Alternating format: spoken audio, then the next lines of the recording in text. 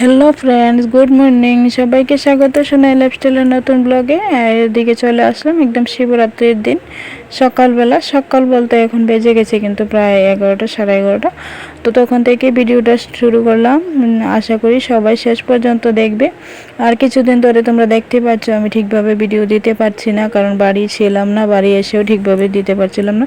তো এদিকে দেখো স্নান করে আমি শিবলিঙ্গের ওইখানে যে জলটা পড়ছে ব্রাহ্মণ মশাই ওইখান থেকে আমাকে একটু জল দিয়েছে। ঘরে শান্তির জল দেব, কারণ বাড়িতে শান্তির জল দেওয়া হয়েছিল না আমার। তো আমি কিন্তু এই দিনই বাড়িতে এসেছি, শিবরাত্রির দিন এসে আমি স্নান, ঘর দরজা পরিষ্কার করে স্নানটা করে ওইখান থেকে জল নিয়ে আসলাম। তো স্নানটা করে আমি ধরে গিয়ে এই চরণামৃতটা নিয়ে এসেছি।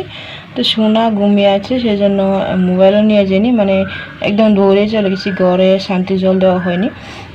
তো এনে আমি কিন্তু দিয়েও দিয়েছি ঘরে, তারপর তোমাদের সাথে শেয়ার করছি। তো এটা আমরা মুখেও নিতে পারবো, কারণ এটা চরণামৃত। ওইখান থেকে বলেছে ব্রাহ্মণ যে সারা ঘরে দিতে পারবো। তো তোমরা পাশে থাকো, দেখতে থাকবো। ঘুম থেকে উঠলে এটা বাড়ির পাশে, তো আমাদের গলির মুখে তো শিবলিঙ্গ, ওইখানে সোনাকে নিয়ে গিয়ে প্রণাম করে আসবো। আমি করে এসেছি, তোমাদের সাথে তখন শেয়ার করব। তো দেখতে থাকো। তো এদিকে দেখো আমি কিন্তু ঘর দরজা একদম পরিষ্কার করে চুলা মুছে তারপর খিচুড়ি একটু বসিয়ে গিয়েছিলাম, কারণ এখন সোনা আর আমি খাবো। সোনা সেরকমভাবে বাড়িতে গিয়ে কিছুই খাচ্ছিল না ঠিকভাবে, মানে ওর ঠিকভাবে সেরকম কিছু কেয়ার করতে পারছিলাম না, বলতে ও নিজে কিছু খেতেও চাচ্ছে না, মানে খাওয়াতে পারছিলাম না। এসে খিচুড়ি করলাম, সেজন্য ও একটু খেয়েছে, আমিও খেলাম। তারপর চলে আসলাম একদম বিছানা গুছাতে, মানে চাদরটা বদলাবো আর বিছানা সব কিছু সুপায় রাখলাম। চাদর তো বদলেই নিয়েছি, কারণ ঘরে এসে দেখি আমার চাদরে কি যেন একটা পটি করে রেখেছে, মনে হয় পাখি বা ওসব কিছু। আর এদিকে দেখো কিছুটা শলা বাড়ি থেকে নিয়ে এসেছিলাম এগুলো বিছানা জ্বালার জন্য। এটাকে ঠিকভাবে বাঁধতে হবে এখন। আগে কিছুটা নিয়ে এসেছিলাম, ওইগুলো সোনা ভেঙে ফেলে দিয়েছে। তো এখন আমি বিছানাটা একদম গুছিয়ে পরিষ্কার করে নিই, তারপর সোনাকে ঘুম পাড়াবো। এই তো বদলে নিলাম চাদরটা। আর আমি কম্বলটা কিন্তু উঠিয়ে নিয়েছিলাম অনেক আগে, মানে ওই যে ধুয়েছিলাম কামানের দিন কাপড়গুলো, তখনই কিন্তু আমি কম্বলটা উঠিয়ে নিয়েছি। তো বিকেলবেলা দেখো শিব মন্দিরে গেলাম সোনাকে নিয়ে। সোনাও প্রণাম করলো, আমিও প্রণাম করলাম। আর শিব ঠাকুরকে দেখো আজকে মালা ফুল দিয়ে একদম ডেকেই দিয়েছে। আর আমি তো ঢালতে পারবো না, কারণ এখন আমাদের মাছমুখীও হয়নি, তার মধ্যে আমাদের 1 বছর, আমরা কোনো পূজা করতে পারবো না। সোনা দেখো নিজে নিজে খুলে কিন্তু ঢুকে গেছে। ওই পাশে শনি ঠাকুরা আছে। তো সোনা কী করছে তোমরা দেখতে থাকো। আর আশা করি তোমরা এখন আমার ভিডিও প্রত্যেকদিন দেখবে। এতদিন ধরে আমিও তোমাদের ভিডিও দেখতে পাচ্ছি না, তার মধ্যে আমার ইন্টারনেট ছিলই না।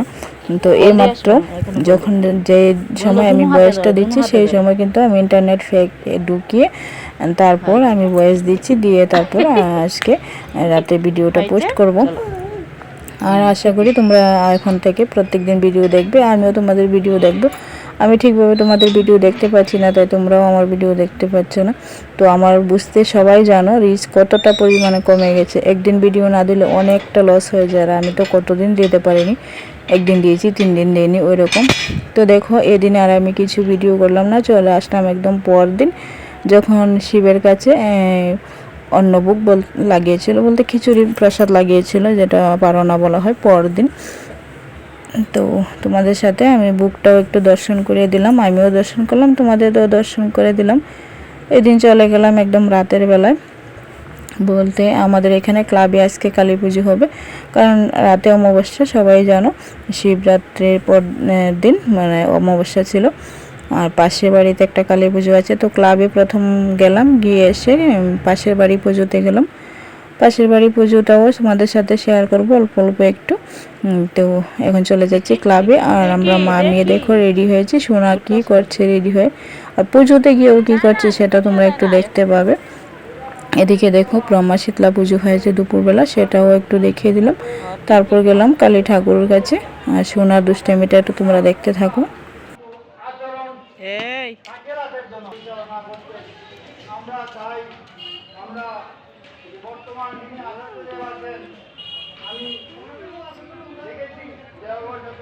তুমি এনা করো।